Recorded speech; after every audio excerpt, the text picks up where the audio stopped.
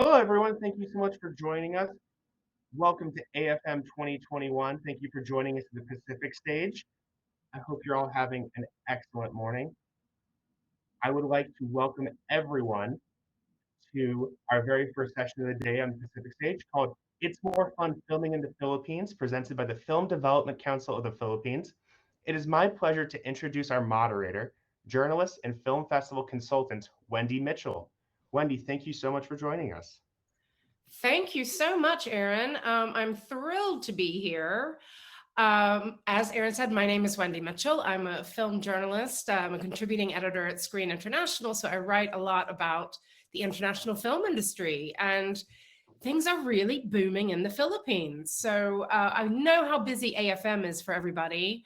I'm so thrilled that so many of you are here with us for this session because I think it's going to be insightful, entertaining, very informative. Also, if you're thinking of maybe finding a way to work in the Philippines, I think this is the right place to be. So really thank you to all the audience members who have joined us. Um, Thank you also to the Film Development Council of the Philippines who have organized today's session. They have gathered a great group of speakers, which I will introduce. They can really talk about their own experiences, which I think is really going to be so helpful to us. And just a reminder, we will take audience questions. We want you to learn from this session. So please, anytime you can put a question in that Q&A box. You don't even have to wait till the last 5 minutes. If we see something pop in, we can sooner. So without further ado, I'm so thrilled to announce our speakers today. We have Zadinho, who is chairwoman and CEO of the Film Development Council of the Philippines. We have Yon Yuvan, who is executive producer at Philippine Film Studios. Has been hugely experienced for many decades, all the way back to Apocalypse Now and Platoon, if you can believe it.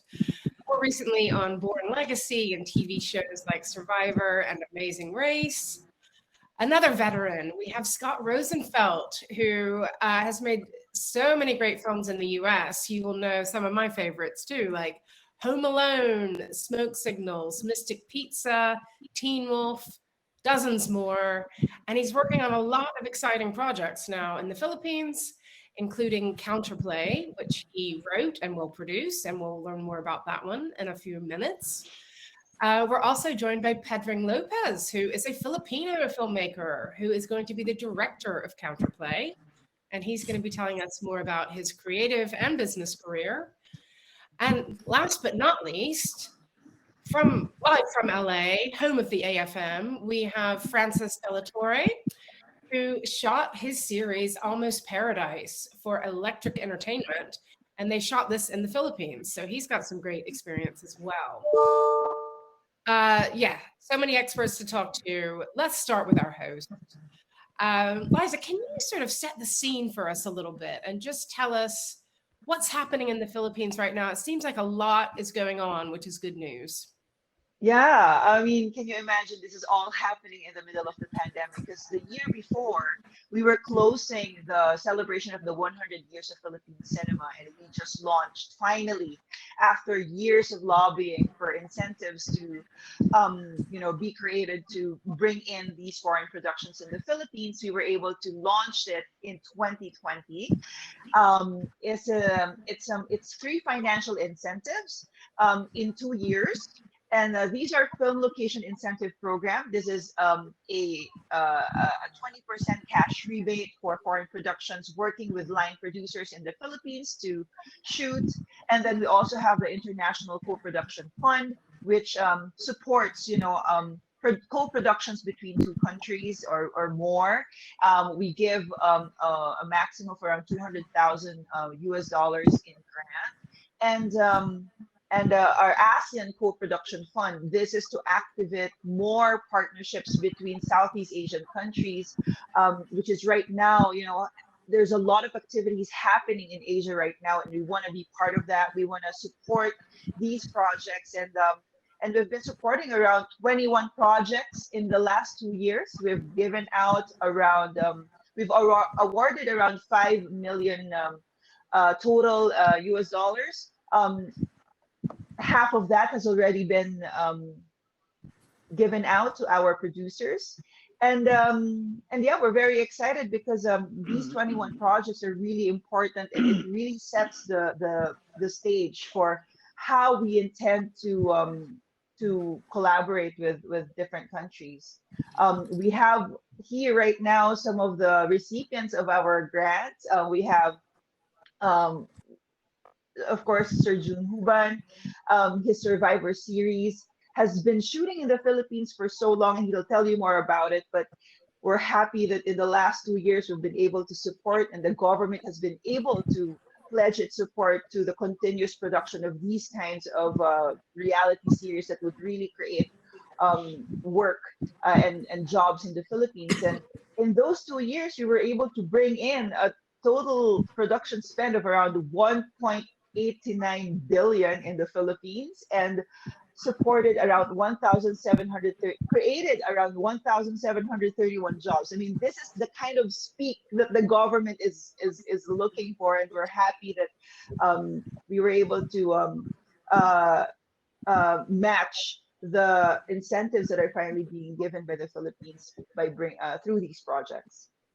Wow, there's a lot of excitement. I'm glad to hear that, it's not just one thing that's working well. It's international projects, it's Pan-Asian, it's local projects, it's a lot going on.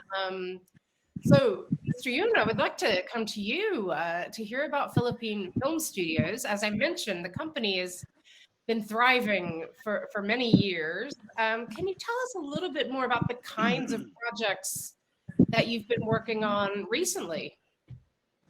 Well, hi. Good morning or or good evening, depending on wherever you are. Anyway, thank you, and thank you so much for inviting us over for the film market. Like now, Philippine Film Studios has been in foreign film production in the Philippines for the past 40 years. Way back from the time of my brother during Apocalypse Now. Uh, we've been fortunate enough to have handled iconic productions like Platoon, Born on the 4th of July, and more recently, well, of course, it's been, I think, 7 years ago, Born Legacy. But lately, we have been concentrating on reality shows, specifically Survivor. Survivor from different countries like Israel, France, Bulgaria, Serbia, Nordic countries. We're doing one right now for the what French Colanta. It's being shot at the moment in the Philippines, one of the islands. And another one just had the first day was yesterday, a project with Jean Demol, a new one, $1 Million Island. So we are looking at project, and we're very lucky with the support of Film Development Council of the Philippines through Chairman Lisa. Uh, I admit it would not have been possible for us because last year we were not able to do anything at all because of the pandemic. But through constant prodding, including prayers from Lisa, prodding from Lisa, and prayers from us, we were able to get back to production as early as February. Uh, Hopefully, we're trying to get a third game show into the Philippines that will set up on a more permanent basis in one of our economic zones. We do have some projects like features. We've got one slated with Towe for next August, and of course, it's nice to have features once in a while, but at least with the reality shows and game shows that we're doing, I can quit my day job, as they say. So because it's a more regular thing. Francis, of course, was one of the producers who shot a series there. So, well, that's about it. We're very fortunate, and we would want to welcome all to give it a shot, give the Philippines a shot. It's literally more fun filming in the Philippines. Great. Great. I like that the headline is ringing true. And Yun, are you, a lot of these game shows and reality shows, are you shooting them on location, or is there also a lot of studio shooting that you're doing? No. Everything is on location.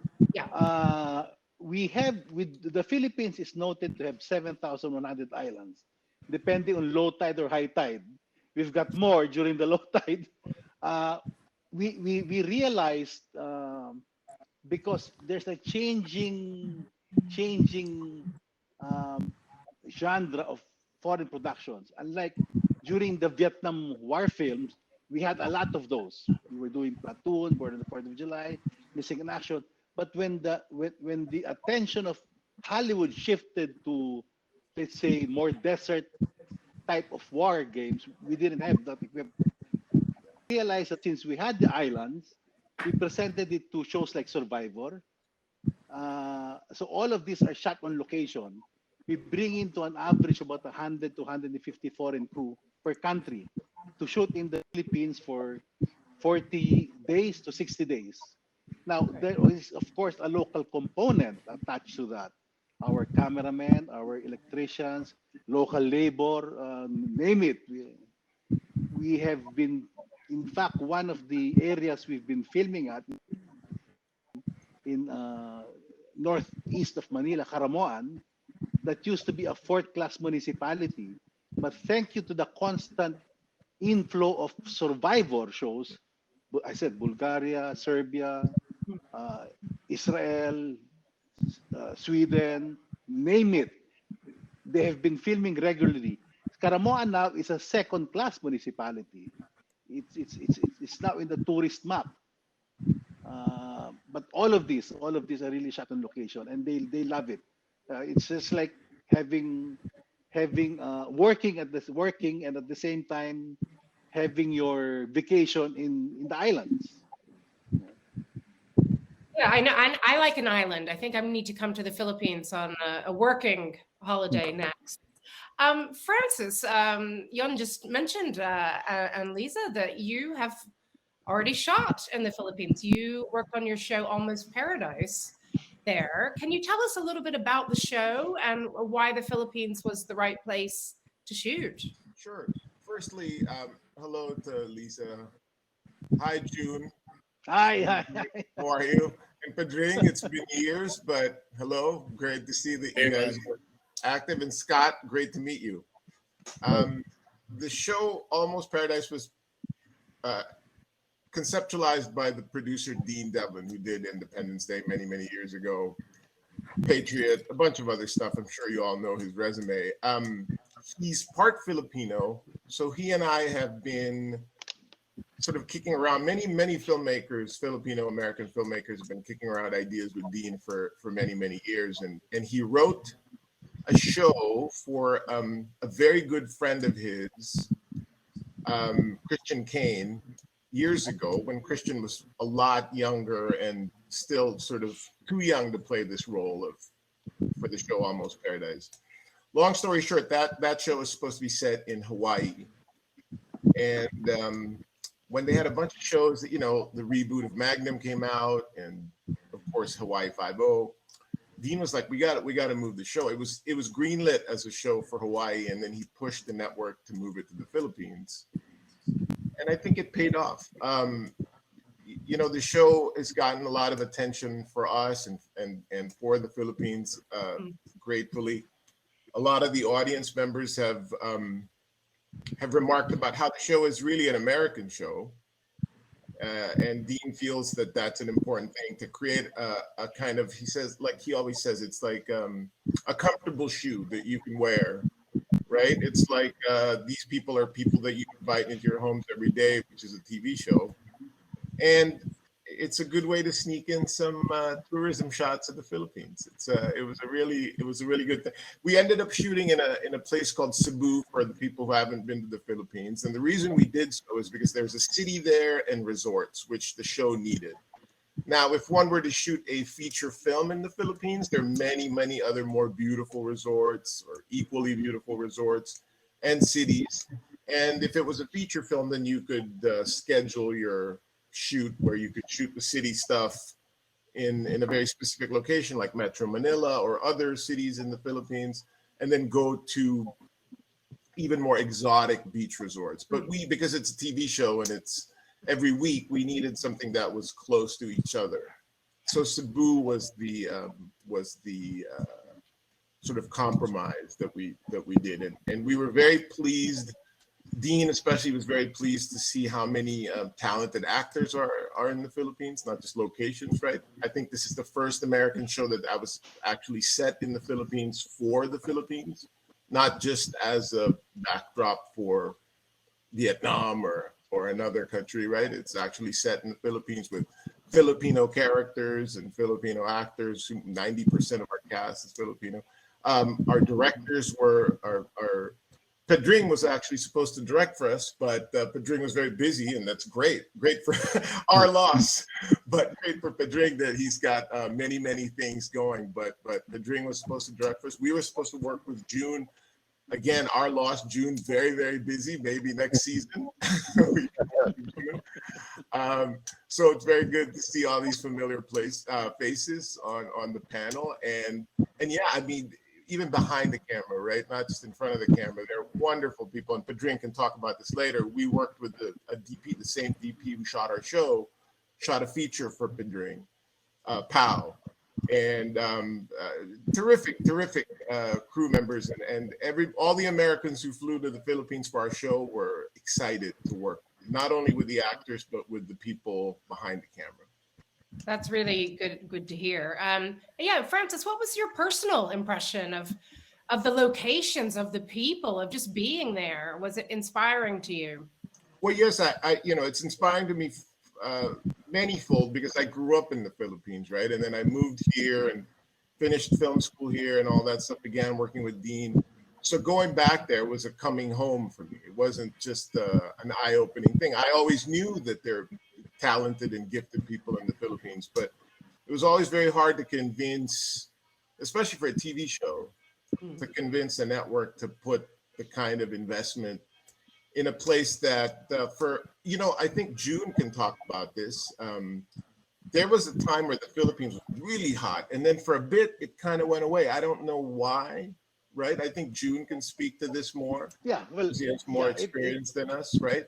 But then now I think it's a good thing that we're all coming back now, and so for me, that I'm glad that I'm part of that homecoming. So yes, it was very inspiring, to answer your question. Yeah, and all these new incentives that Lisa's talking about. There's more support than ever. But Yes. June, does it feel like that to you, that there is a new resurgence? Yeah, well, that is true. Of course, we did have our turbulent times, our years of living dangerously, as far as Manila was concerned, during our 1986. But a case in point was in '86, we were doing Platoon, and Platoon was shot right within the time the revolution was happening. That's why Oliver Stone gave me a poster. He inscribed in it. Of course, I'm not lifting my pedestal here, but he did say that to June, who made the impossible happen. It wasn't just me, but the government that took over from the Marcos government was very receptive of film production at that time, because there was I was holding like familiar Department of Defense contracts, like what you have in the US. Department of Defense contracts signed by the Marcos regime. So when that changed overnight, those of contracts were technically worthless. But I went to the new government, headed by, of course, Corazon Aquino, and at that time, Secretary Fidel Ramos, who happened to be the one who also supported us during Apocalypse. So he knew, he had the background, and he allowed us to proceed. So can you just imagine, immediately during those times, turbulent times. Now, lately, it is mainly because of the subject matter. You have Desert Storm type of productions, which we do not have the equipment for. We're more for Vietnam.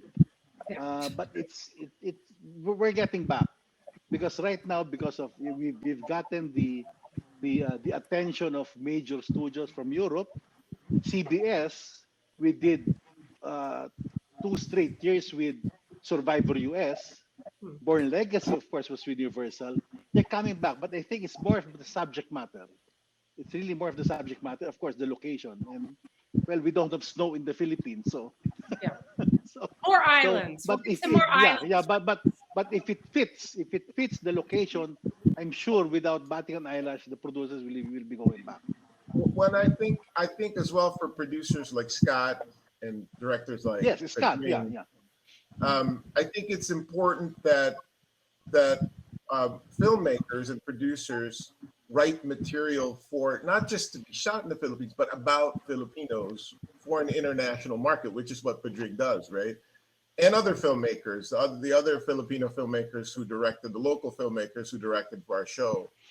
I think that's a very important thing. So it's kind of up to us as well to kind of write the material to make it appropriate to shoot in the Philippines, not just as a location, like I said, but to write it about the people. And I think it's an environment now where, you know, there's a good, I think Scott mentioned it earlier, Korea is a fantastic kind of content creator now. We need to, I think, catch up and step up to that plate. Great. Scott, this is the perfect time to talk to you.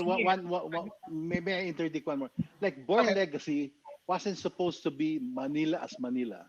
They scouted 3 locations, Vietnam, Malaysia, and the Philippines.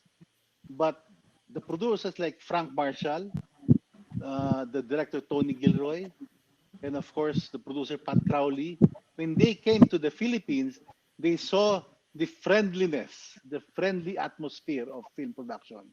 So it was a total turnaround. So Born Legacy was used. I mean, the Manila was used as Manila in Born Legacy. It could have been, well, as Francis was saying, we have been doubling for other countries, but Born was one of the first major productions that used. Yeah, great to see the settings of the Philippines. Lisa, and then we'll come to Scott next. Lisa? Yes, I just want to add to what Sir June is saying.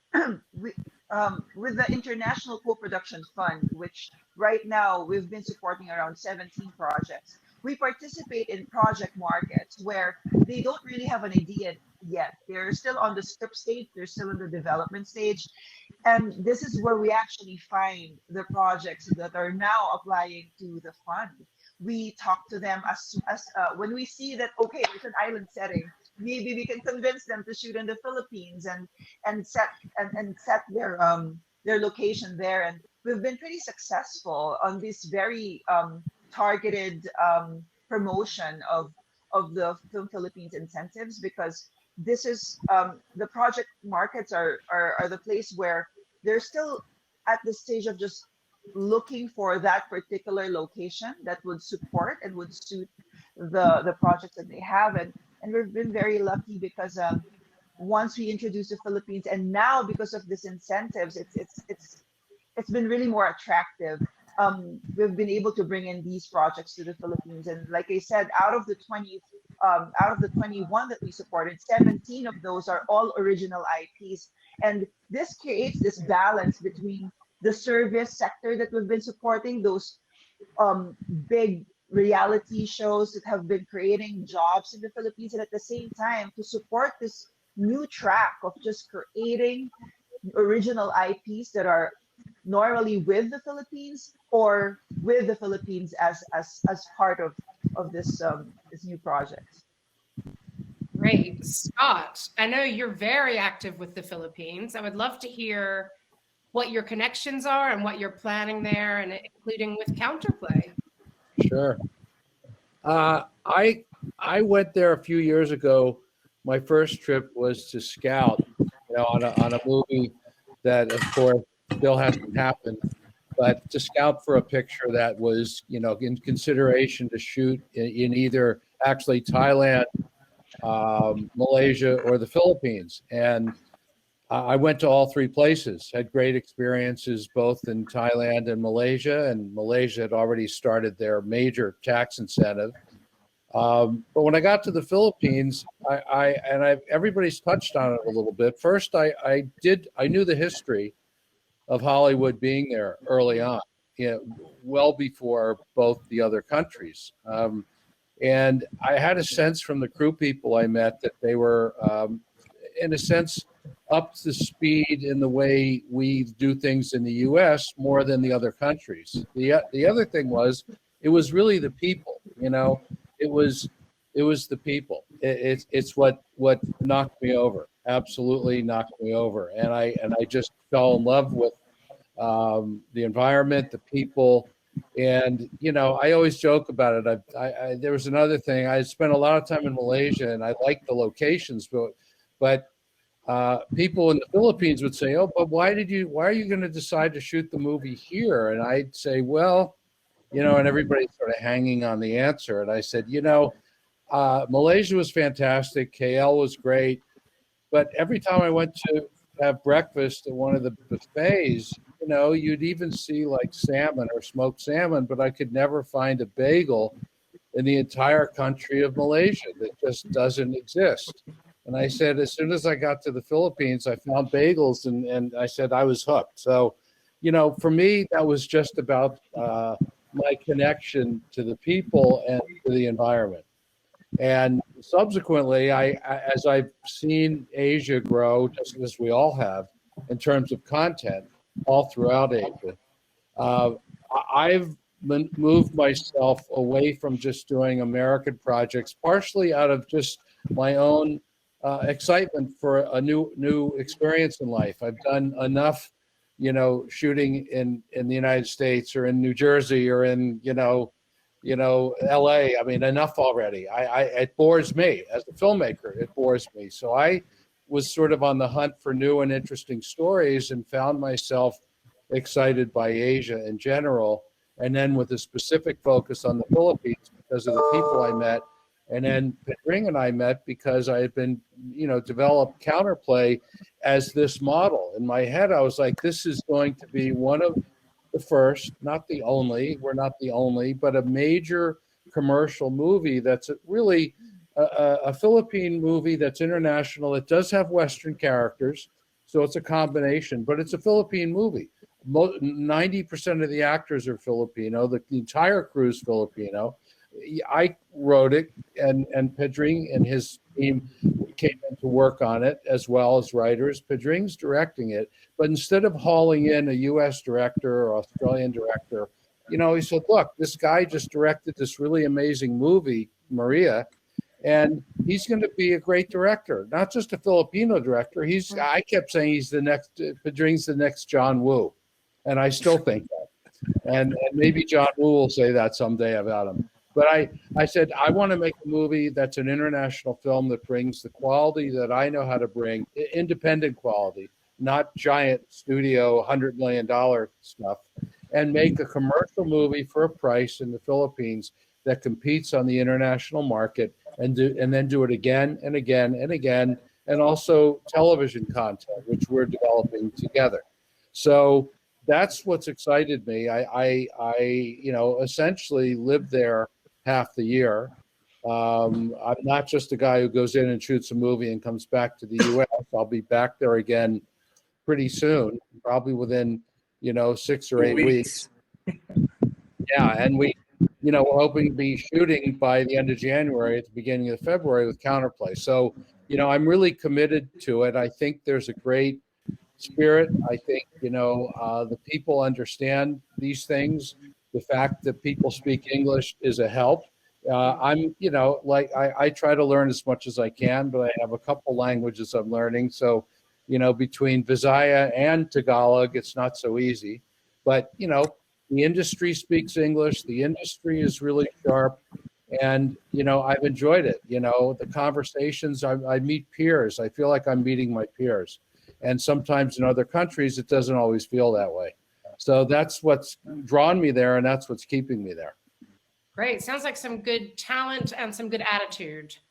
That brings us perfectly to both with Pedring. Would love to hear from you about, you have your own company there, Black Ops. Why, how have you been building up your own company with your own projects? And then why is something like Counterplay so exciting for you to work on? Yeah, well, I started in post-production. So I used to run two of the biggest post-production companies in the Philippines. So we were doing advertising, and I started as a director, as a TV commercial director. So I was doing ads for the advertising business. So I always wanted to be a filmmaker, making my own films. Then we started Black Ops. Black Ops was really a brainchild of me and two of my cousins. both of them came from advertising. So we banded together, started Black Ops, and our first film was really a small horror film that we were able to distribute worldwide. Now it's in Amazon also. Then our second film, which we launched in AFM as well, and was sold in AFM like 5 years ago. That's Nilalang, the entity in the US. I think in other countries there's other titles. Then Maria was one of the biggest films that we worked on, but funding was difficult. So what we did was really approach Netflix first before we secured the funding. So it's actually our calling card going out after doing Maria. Scott saw it and Scott contacted me, and we just clicked. Counterplay was really based on a true story um, in the 80s, and it's really based in the Philippines. So what we did was really wrote it as a Philippine story with an American actor or a Caucasian actor, and really for international. So that's really the plan. And I think Scott's right, I think most of the people here would agree that the Philippines is the oldest filmmaking community in Asia. I think we were one of the first countries to really delve into filmmaking. But as Francis said, we lost that glitter. And now I think with most of the younger guys, most of the people who wanted to have their own IP out there, that's what's happening. And that's what's driving the industry, I think. Francis worked with my DP, Pau, and he's really good. And I think most of the crew are really good in the Philippines as well. Yeah, so hopefully Scott and me go all the way. Right now we're working on a couple of other projects with the Philippines as the base, but we're working with other producers in LA and also other studios in LA. So it's gonna be not just projects for the Philippines, but Scott and me are planning more of an pan-Asian projects with the Philippines as the main base of the company that we started. So there. Great. Scott, yeah, could you talk about, I guess, Scott, not just Pedring, but some of the other partners you're going to work with on Counterplay, and yeah, how you see this moving forward? It sounds like you don't want to just do this one film. You want to be involved. Well, yeah, I mean, partner-wise, I mean, we we've had this discussion, there have been, financing partners mostly, and the way this is now coming together, we're in the process of negotiating with an actor to be the lead, which we cannot yet mention, but it's engendered interest from studios for distribution and financing. And the Netflix thing is an interesting conversation, which probably has to be said out loud because everybody here knows it. But it's we deal with Netflix in LA, and the filmmakers, Netflix Asia seems to treat the Philippines as fifth rung. They take care of other countries first, second, third. Indonesia, and they still see the Philippines as a small market. That's one of the problems. So anytime a Philippine filmmaker tries to sell their movie or wants to use the Asian Netflix, the number is always really low. And that's true. And that's the thing that's the kind of thinking, even internationally, that has to change. And it's I think I take it upon myself to educate first producers in LA and others about the Philippines. I joke sometimes that I have a contract with FDCP to be their America, but it's important to me because people have opinions, like and everybody's an opinion about something, right? About this government or this country or why here or why there. But I'm trying to get even the studios to understand that it's a place that don't worry about the market there. The market there, look, people make product in every country for certain markets, right? There's movies that, there's a certain kind of movie that gets made in the Philippines a lot, right? The telenovela type films. But that's primarily 99% for the local market. Just like you make a movie in the US for Hallmark or one of those, or you do a soap opera, it's for the US. So, but there's a whole other world. So I'm trying to bring the international community to understand that the Philippines is a place that can really grow faster than almost any other place that they're looking at in Asia. And part of that is initially an idea of Pedrings, which is to create a film city as well, to do something that's a facility, a film school. I've been working and I do seminars. I've done a lot all throughout the Philippines in conjunction with TV5 and some others, screenwriting, producing, writing workshops, and we've developed a new model for a school. And part of it is with the government and working out in New Clark City with the property out there and building a facility that involves a school. It involves post-production, which is one of the things that is lacking in the Philippines, post-production sound. And, a great place for everyone throughout Southeast Asia to work. So I'm trying to do that on a larger scale. Some of those projects are going to take time. They're big, but they're stepping stones to get there. And a lot of that is really trying to go to the major players in LA and get them to start focusing back on the Philippines because of the history. It started there, it went away, and now it's coming back. And to make sure they really understand it's coming back. So that's my mandate. Right. Lisa, I saw you shaking your head very happily when Scott was talking about some of these other plans for training or even a film city. Is that sort of in talks right now? Is anything concrete moving ahead on some of those?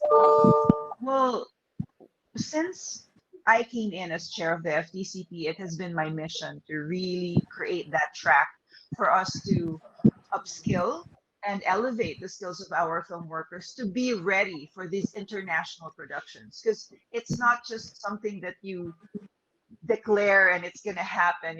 You have to make sure that all of the workforce are at par with what the international, what the global market is doing. So we've been doing a lot of from work development support. So we have this every year. We have an international film industry conference because not all Filipinos, not all film workers have this kind of access to AFM, to all these conferences that really keeps us up to date with the trends and what's happening in the international community.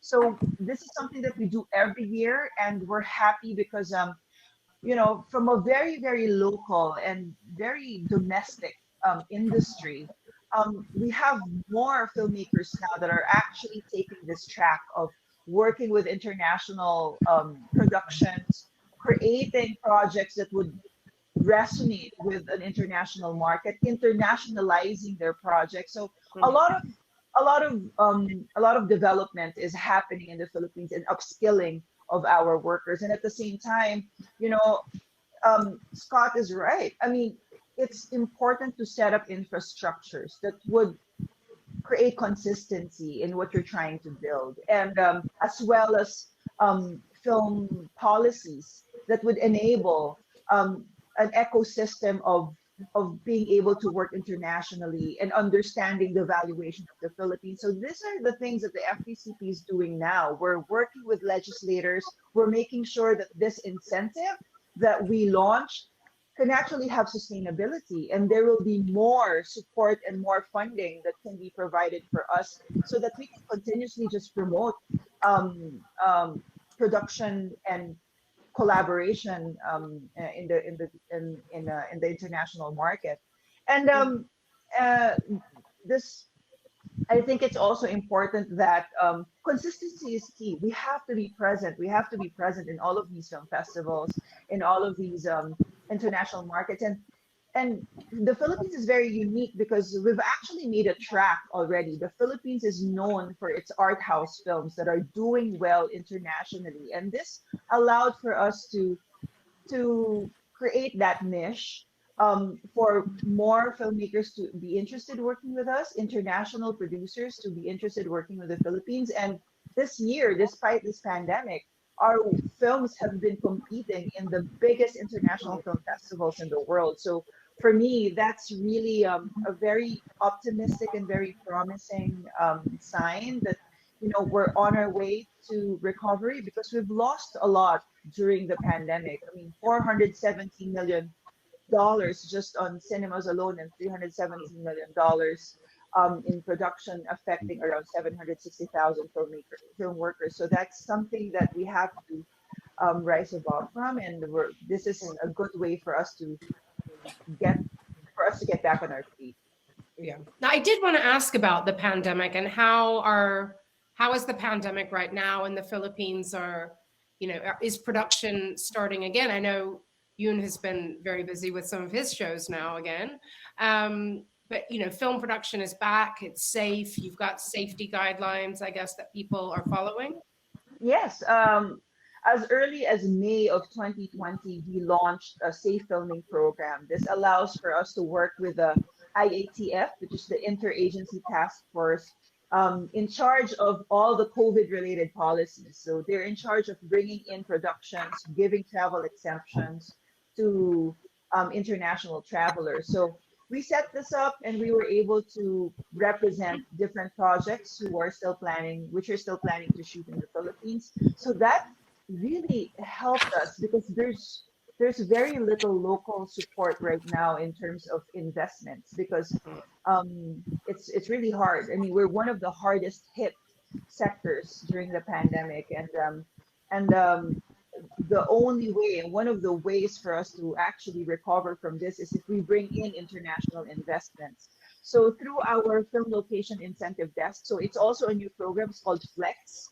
We're able to uh, work. It's like a one-stop shop for foreign productions to shoot in the Philippines. We work with the different agencies. We have this channel, a back-end channel that allows for us to work with local government, different national agencies, from the immigration to local government to where they want to shoot. FDCP handles it on their behalf. So this helped us, somehow be relieved of the challenges we're facing in the Philippines because while it's open, only 25% of local production has started. So you're talking about from a total of 120 films a year to like around 29 films being shot in the Philippines. And that's really affecting a lot of our local workers. So we really plan to just really expand what we're doing now with these incentives, and we're happy that we have these partners from Sir June to Francis to Pedring to Scott, bringing in that activity that would jumpstart the industry again. Great. And June, maybe you can tell us how things have felt. You've mentioned that it has been safe to restart. And is your company quite busy now and more productions coming up? Yeah. Well, of course, I guess we were lucky in a way that the first production that came in was Israel. You know how the Israelis are; they're pretty much more than up to par in terms of their health protocol. So that was a big leg up for us. Of course, it was a bit more expensive budget-wise because of the test that we had to undergo, the discipline, the extraordinary discipline that we had to have for ourselves, not just for us, but also for the Israeli crew. Um, but then again, without the government support, it would have been impossible because, Yeah. firstly, we had to ask permission from the interagency task force on COVID, which is the governing body for all businesses. You can even open a restaurant. Yeah. Fortunately, the locations we presented bubble locations because the moment you're in the islands, then you have pretty much yourselves to. I mean, you can do whatever you want. So we did not have the quarantine was done in the locations themselves. Of course, that had to be ably supported by the Film Development Council because if the FDCP, being the governing body of all productions, didn't give it a thumbs up, we would have been totally disapproved. But the partnership is there. The partnership is there. Uh, I'm not saying that we didn't have this before, but it is much more important to have that right now, more especially because of the pandemic. Yeah. Because before the FDCP would act as our big brother, but now FDCP is not just the big brother, but it's the dad because they had to oversee and help things.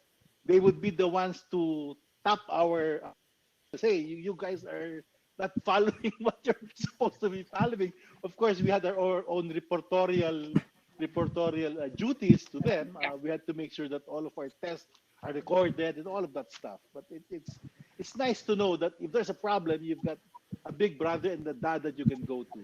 That Yeah. counts And the a lot mom, more. I like seeing a woman in charge. Of The course, mother of course. figure. Yeah, but yeah. Yes, I know what you mean. And June, how do you feel about the sort of what we're talking about the infrastructure and the training? Does it feel like all of that will help the industry to grow even more in the Well, next 5 yes, years? but you see, as Scott said, our best infrastructure is the people themselves, Mm. the crew, the smiles that you see, the enthusiasm to work. That is the biggest infrastructure that we can offer. We may not have studios, but we have qualified technical guys, directors who are very well trained. Because I filmed in a lot of Asian countries. We've supported films in Thailand, Malaysia. We've even brought some of our crew to Russia. Even right now, as we speak, we have about 40 Filipinos working with Survivor US in Fiji. So I've seen how it is. Uh, Survivor US will not bring Filipinos, or in fact, we're the biggest number of ethnic group. If you look at the number of foreign crew, a mixture of foreign crew in Survivor US. They have Australians, they have Americans, but the biggest chunk are Filipinos, carpenters, boat people, electricians, grips, you name it. They brought along that, and with that, we what we have been doing is we've been rotating them. So the experience they get in filming overseas, they bring that back to the Philippines. Now, Scott, I know that the U.S. Hollywood is the mecca of filmmaking, but perhaps we can also look at Europe because when America, I would say, shut its doors on the Philippines in terms of our political turmoil, we we we tried our hand in Europe, and luckily we were able to get our foot in the door because a case in point is Survivor. Normally, Survivor US would be the first to film in any country. They will discover it, they will film it, and the other countries will follow. But with the Philippines, we were able to present it to Sweden, we were able to present it to France. Uh, it was a slew of other countries like we had Holland, Finland, Czechoslovakia, India, Israel, Bulgaria, Norway, Belgium, Sweden, Turkey, Serbia, Romania, Denmark, Russia, and even South Africa. When the U.S. Survivor CBS show saw that the French were successful, the Israelis were successful, Bulgaria was successful, that was when they followed. So again, I know that I guess we've all been saying I've been doing that for again, so many decades, trying to woo. Of course, I'm not arguing that Hollywood or US is the mecca of filmmaking, but perhaps we have doors open to these countries. That is what we're doing right now. Having a foothold with Bunny J, having a foothold with Endemol, and then later on we'll be presenting your shows and Pedring's and Francis. So who knows if it Yeah. meaning the doors are open. The doors are open to these people because we are talking to studios themselves also in Europe. So I'm putting that on the table that I know that is our plan, and we're more anybody is more than welcome to help us because it has to be a it has to be uh, uh, an organization presented. It's not just production because we're production people. We need directors, we need producers who has who has the I'd say the pedigree like Yeah. you, that would help us say that, if you fund this, we have our foot in the door in America through Yeah. Scott Rosenfeld.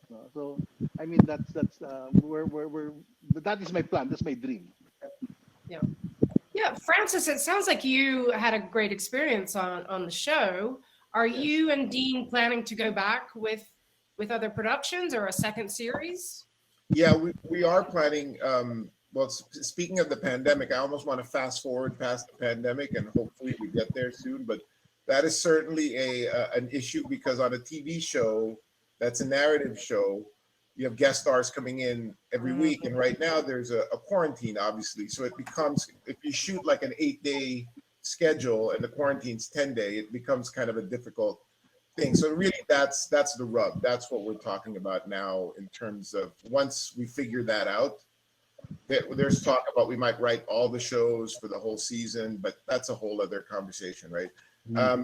I think it's easier to bubble a feature film, obviously. So Counterpoint, God bless. Hopefully that'll, because then you can bring everybody in, and then boom, you're in, and then just go, and 30 days, 40 days, whatever the shoot is, and then you're in and out. I did want to mention that I think one of the things, hopefully moving forward, that I think, I'm sure Chair Lisa has said this before, one of the most difficult things for the FDCP is trying to get the government to understand how filmmaking can actually spread the wealth in a country like the Philippines, right?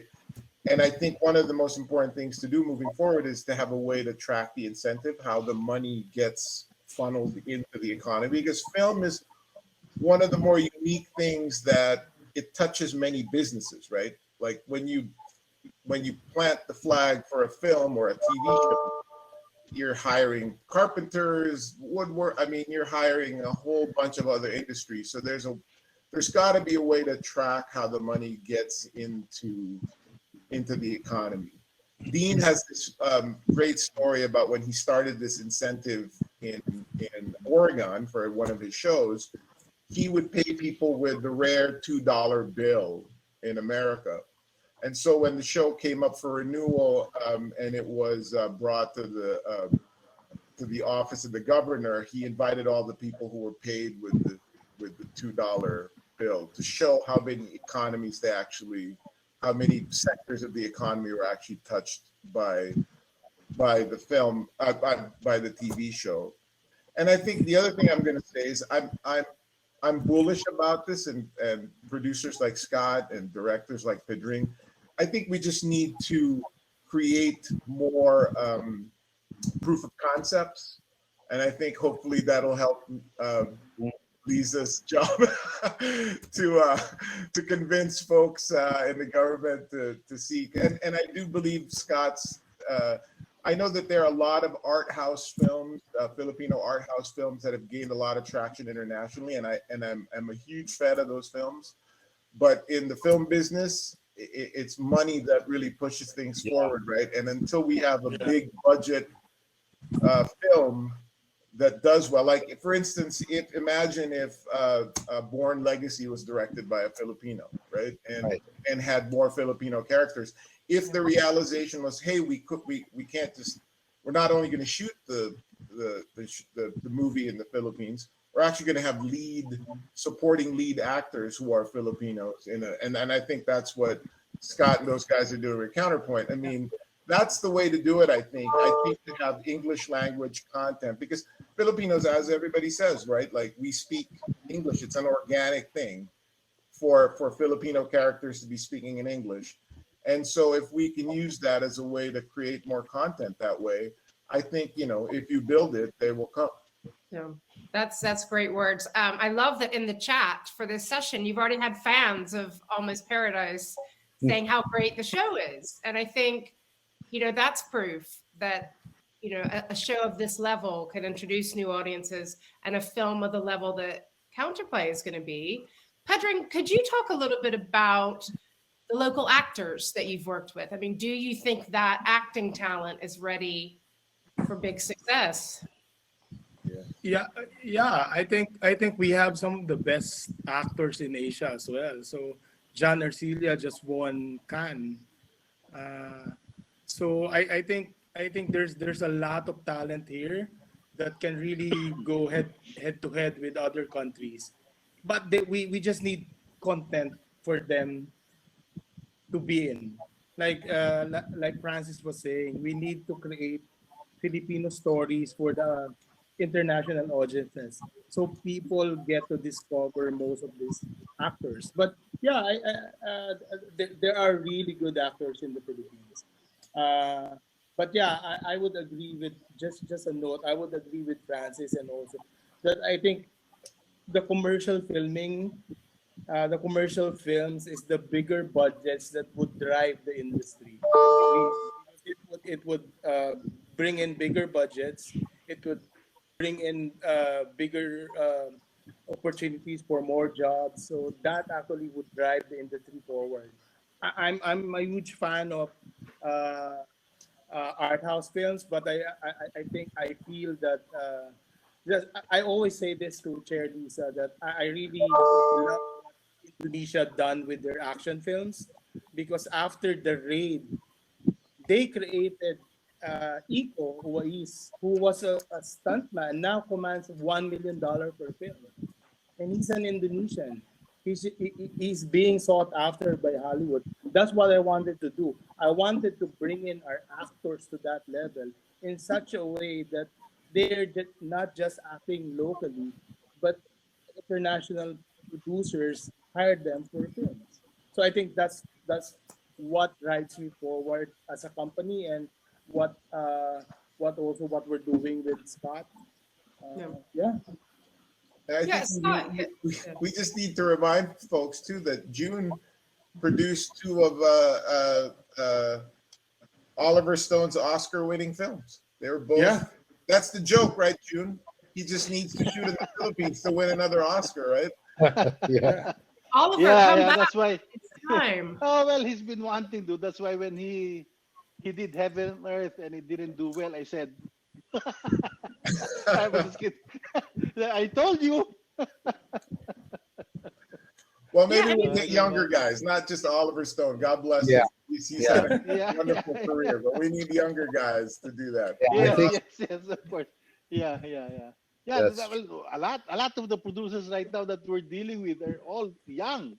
I mean, I that's why my great. children are the ones who are more in tune with them. Oh, they're young. I mean, gone are well. I guess of course I wouldn't want to call us dinosaurs, but a lot of because I started at the age of 15. In my first production, I was 20, 21. That was in 1980, 81. So a lot of the producers who were with me then, when I was young, are no longer here because now I'm sort of fading out into the sunset. I wish. I mean, hey, directors like June, Haller. June, I think next No, time make sure you don't mention dates when you're talking about your age. no, but I Good started at the policy. age Good of 5. policy, I Scott. started at the age of 5 years old. No, but I miss guys like the directors like Peter Weir. Yeah, yeah, How much?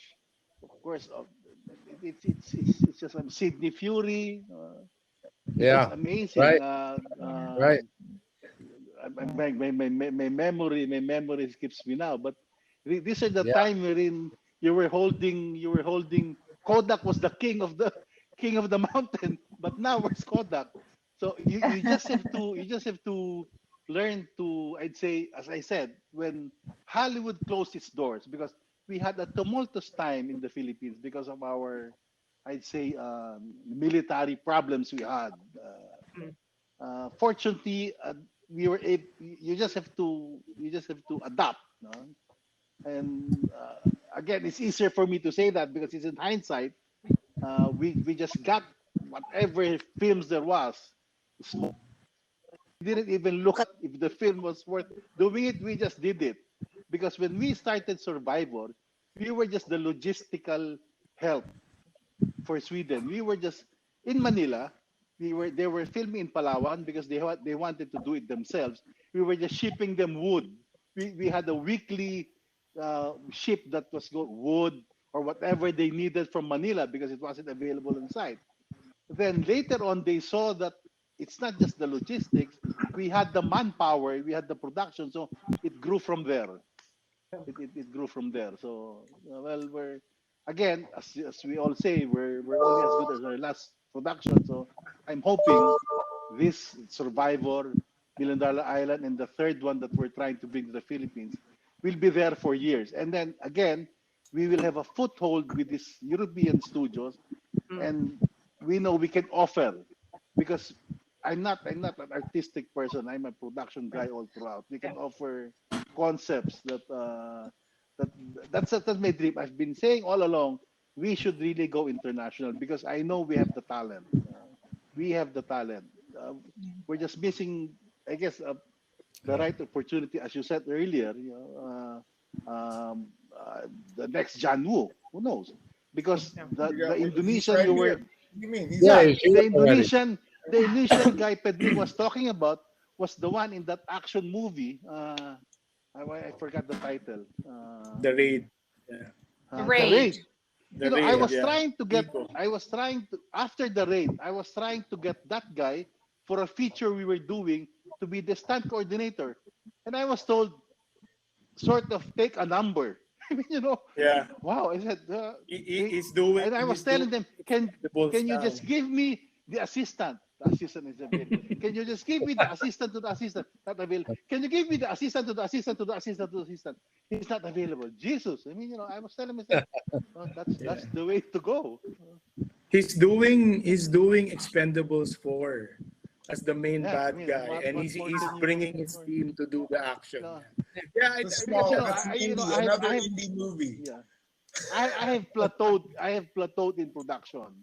I've No, I'm proud the to other No. say we've done. but there's one other thing that I think is also important to the end game too. The end game is also the first step of this, and it's great to do the content, right? The content that's Filipino that works for an international audience. And then there's the final step, which is the real when you've made it, which is the Ang Lee, story, right? So when you get to the point where you do your Taiwanese or Taiwanese American, and you make a few of the movies, and then you get to a point where you're recognized as a director that you can direct any movie, and yeah, then Yeah. and then you've and that's where it should go too. And there's a new crop of people. I happen to work with Pidring, but there are other people I've met and people I'm watching, and that's where it has to end up too. That's where it needs to end up, and people need to see that, smell it, taste it, feel it, and it can happen. Those things take time, but that would be a wonderful thing too, to ultimately see that happen.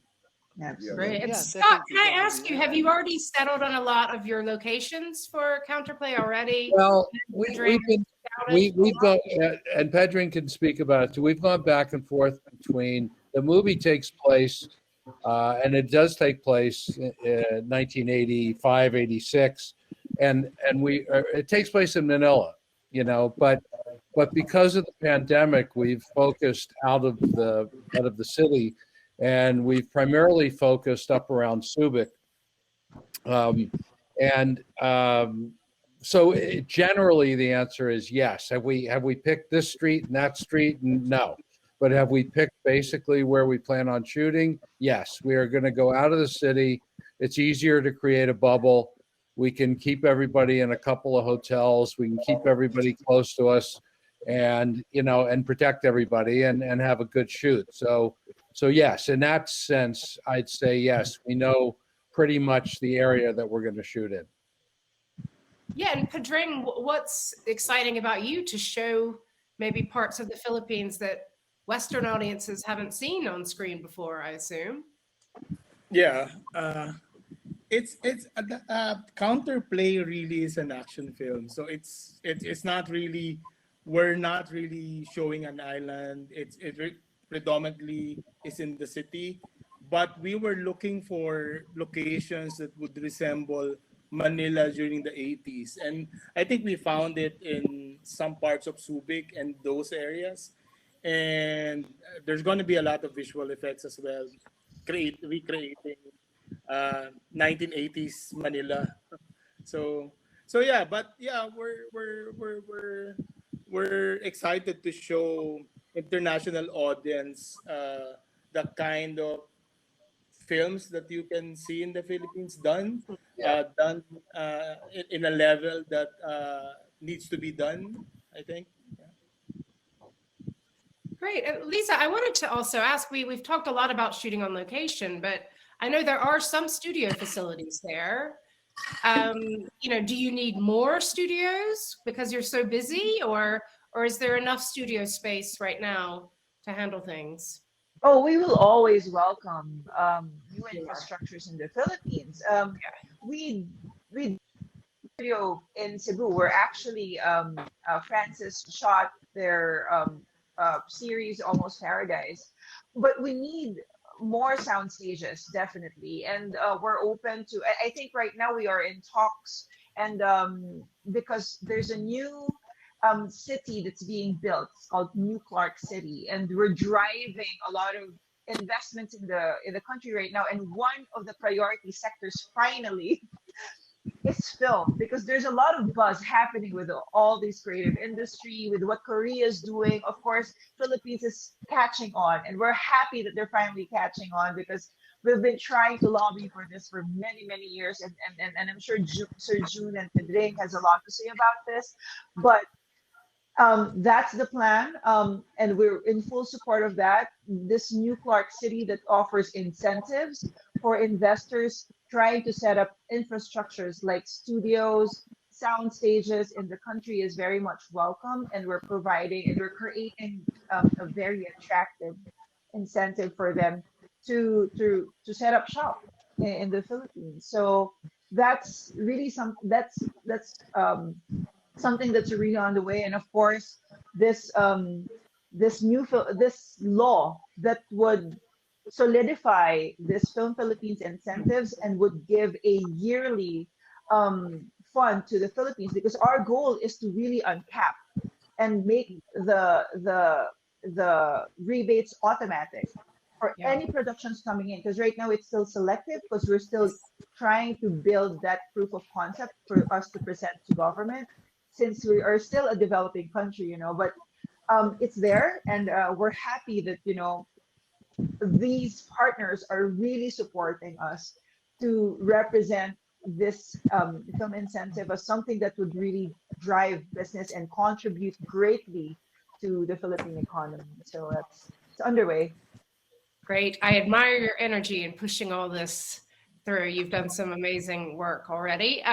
We've had a very engaged audience, first of all. So thank you, AFM attendees, for coming and chatting. And we've got a few questions. So I thought we should look at some of the audience questions. Sebastian Todores is wondering, he has a film that includes a surfing element. So do you have a couple of location suggestions that might be good for a surfing scene or two? I don't know, June or Pedring or Lisa? Yeah. Good, good. I think Well, Sir June would agree. I think we have one of the best surfing spots in Surigao. Yes. yeah, And it would. Lisa, they did a film there with Paul, surfing film that's in Yes. Netflix now. So yeah, Yes. there's It's really good actually spots for entitled surfing. Siargao. Yeah, actually, yeah. It would be very interesting to take note that in Apocalypse, the reason why the Ride of the Valkyrie scene, the village, was shot in Baler, Quezon, 10 hours on Manila, was because of the surf. That's the whole Yes. plot. Yes. The reason why they attacked the village because Robert Duval wanted his guys to surf Right. in that area.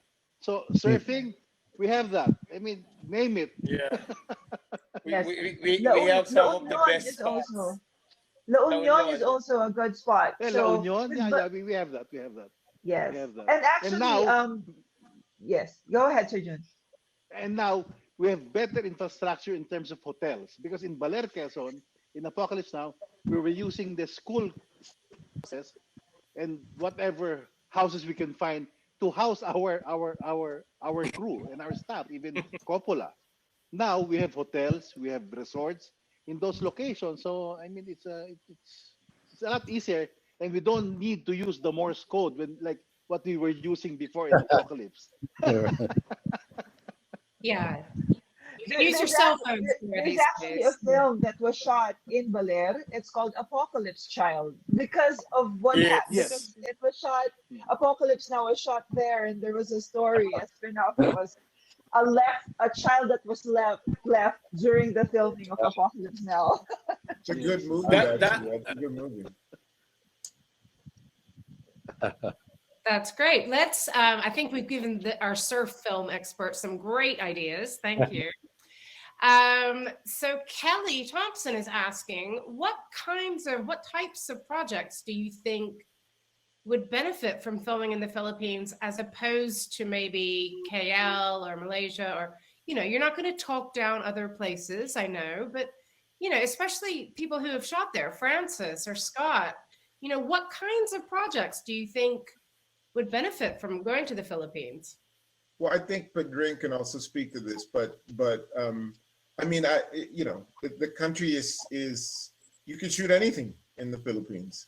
City, well, beach certainly. I think that's a great thing, and that's, I mean, I'm being selfish because our show was that. I mean, we were like, it's all about the resort, but I think the city. I mean, I don't know about shooting now in the pandemic, but certainly after the pandemic, which we're going to fast forward. Manila is a great. I mean, one of the directors who we brought in for the show, who's Serbian, he actually took a tour of Metro Manila, and he said that it was so interesting that when he would go, some parts of it would look like Europe, some parts of it would look like LA, some parts look like Mexico. I mean, it's just, I mean, just the city alone, you can shoot so many things. And then when you go out of the city, it opens up the palette to all kinds of places. Yes. And just the beaches alone, we have different kinds of colors when it comes to beaches. We have pink beaches, we have green beaches, we have blue beaches, we have black beaches. I mean, because we're an archipelago, there's just so many islands where you can shoot. And at the same time, of course, the Philippines as a developing country, we have a lot of urban areas.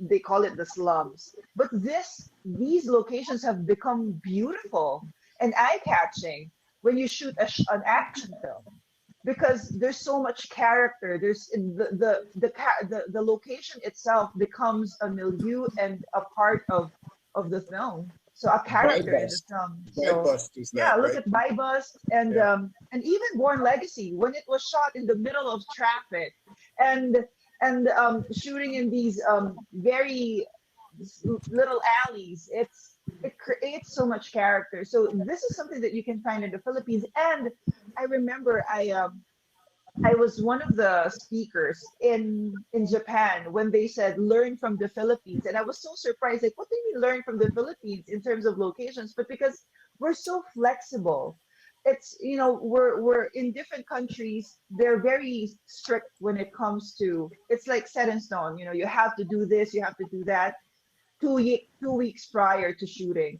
But we make things happen in the Philippines. We're so adaptable. There's always a way for us to make things happen for you. And I think that's also one of the reasons why a lot of international productions choose to shoot in the Philippines, because once they find out that the flexibility, which is so key to a lot of productions, a lot of changes happen last minute, we're able to find ways to accommodate and do this for them. I can also tell you that if you're ever looking for a leper colony, there's an old Yes. one on a little island called Culion off of Palawan, and so people sometimes look for the oddest things, in a script, and there's I mean it's no longer active, Okay. but it is That's a good. leper colony. If you ever need a leper colony, there is one. Yeah. Scott, I think you talked about the When bagels and everything. Oh, sorry. June, go Yeah. ahead. no, sorry. yeah, Yeah, you should I also. agree with Sorry. Francis as well. As Francis was saying, you can literally shoot anything in the Philippines. You can turn Manila into another country. Yeah. You can turn we have some cosmopolitan cities in Manila that you can make as KL, make Yeah. it look like KL, make it look Yeah. like Yeah. Indonesia, make it. So it's not just shooting in the Philippines as the Philippines, but using the Philippines as your location for any country that you want in Southeast Asia. So yeah, You know, you have to look at the the the list of films that were shot in the Philippines. We had The Year of Living Dangerously with Mel Gibson, Sigourney Weaver, Peter Weir directing as Indonesia. Then we yeah, had Born on the 4th of July, where it wasn't just Vietnam. Whole of Mexico was shot in the Philippines. All of those sand Right. dunes, all of the whorehouses, that was in the Philippines. Broke Down Palace with Kate Beckinsale and Claire Danes. Of That Thailand. was for Thailand. It was shot Thailand. entirely Yeah, in the Philippines. No? So we are a chameleon of sorts. We're a chameleon of sorts. And then again, it's the adaptability, the artfulness of our guys that uh, uh, because most of the films, unfortunately, during the 80s and 90s, were all Manila as another country, because that was the fad. That it was supposed to be, that was the fad at that time. But we have been wanting really to use the Philippines as Philippines. It's much easier. It's definitely much cheaper. You don't have to dress because Manila as itself, or Cebu, is already very artistic. Great. We've talked a lot about, the talent, the people. I think incentives are also important, as we know. And Scott, could I just ask you quickly about value for money and the value you can get on the screen in the Philippines? Well, I mean, putting my producer hat on and not my writer and filmmaker hat, it's fantastic because there are still aspects of the country where labor is generally cheaper than even say Malaysia or Thailand. I've had this dance a couple times with financiers because I'll talk about the Philippines and they'll say, yeah, but Malaysia has this 30% tax credit. But you find out that the Malaysian hotels, Malaysian crews and everything are more expensive. So if you actually want to do the math for people, which they unfortunately never seem to want to actually hear, you discover that even if there isn't the biggest tax incentive at a given time, that the cost, it's still cheaper, even if you average it all out with the incentive, it's still cheaper to shoot in the Philippines. So there's great value. There's fantastic value. There's high quality people, slightly lower rates than other parts around the world. And locations that are gettable, locations are not, in my experience, not particularly expensive. It's not, doesn't mean they're cheap, but they're not expensive. There's the equipment tends to be a little pricey. That has to be something that would be nice to change. The camera grip and electric equipment is not as inexpensive as I thought it might be. I think Scott, because there's only two companies offering it. Yeah, that's part of the problem. And good people, great people, duopoly. but they have a monopoly. But the people, I mean, I've always told people that it's a great place to shoot because the wages are lower, but you still get the same quality. We're not talking about mistreating people or the like. There's been a growth there. Through the years, people have worked way too long hours for too little money. So there's changes there going on, which Chair Lisa is extremely involved in and familiar with. And that's good because, you want to raise that level for people. You want, just because a production comes in, you don't want to see the foreigners making a lot more than the locals. It's never good. It's good. Yeah. So to make that even out a little bit, and that's our mandate too, is to bring that wage level up and to make sure people are working with good conditions, getting sleep, good turnaround, not having to sleep in their cars and all that stuff that people have been used to in the Philippines, and to start doing away with all of that. So, but overall, I've been, absolutely thrilled with it completely. Great. That's really good to hear. It's the people, the incentives, the finances of it, the talent, the story potential, the locations, the bagels, not forgetting those, Scott. It's very important. Yes. And we're coming to the end of our session. It's been so good. We've had so much to talk about. There was one final question from Bill, which is what I wanted to ask Lisa to end on anyway, which is, how do people find out more? I guess they talk to the FDCP, right? And you can tell them all about the incentives and what's on offer. And I think you've got the pavilion here at AFM. I'm sure people could go there and find out more. But Yes. Lisa, can you tell us how the best way to find out more about the Philippines is? So, well, here at AFM we have two pavilions because we have the Uni Philippines. This is also a new program. This is a distribution office that would provide more support for our projects to be distributed all over and promoted all over the world. And of course, we have in our location expo our Film Philippines. So this is our office that caters to international productions, looking into shooting with us and seeing the Philippines as a filming destination or a partner. You can go also to www.filmphilippines.com or email us at filmphilippines@fdcp.ph. And we're here for you. We're our staff, our team.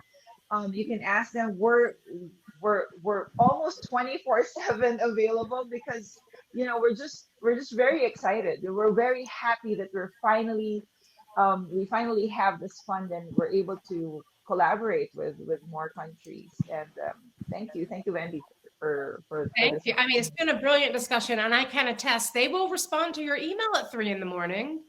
They've been responding to my emails then. Yeah. It's been wonderful.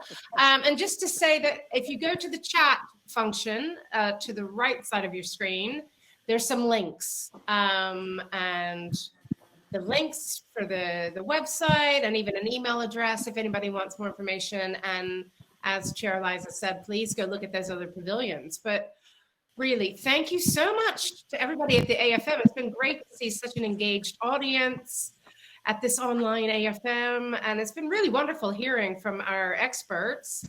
I want to wish everybody good luck. Thank you for sharing your stories. Good luck with what you're doing now, and good luck shooting Counterplay. Should we mention that? Is it Blue Fox that's selling Counterplay? Yes, So- our sales company, who's very active with the movie at AFM. So yeah, talk to these people. Buy the movie before you could get in there now, before the bids get too high. Thank you. We'll send you a commission check if it all works out. Yeah, I'm not even on commission, but this sounds like it's going to be a game changer for the Philippines. Thank you all so much for your time and attention. Thanks to the AFM for hosting us, and thanks again to the FDCP for organizing today's talk. Stay well, everybody, and stay creative. Thank you. Thank you, Scott, Thank you. Adrian, Francis. Good to see you all. Thank you, Francis. Bye. Thank you. Nice to meet you, Nice to Scott. see you, Francis. Thank Nice to see you, you. Pedro. Thanks, Wendy. Thank you. Thanks. Thank you, everyone. Please find us. Okay, how do we?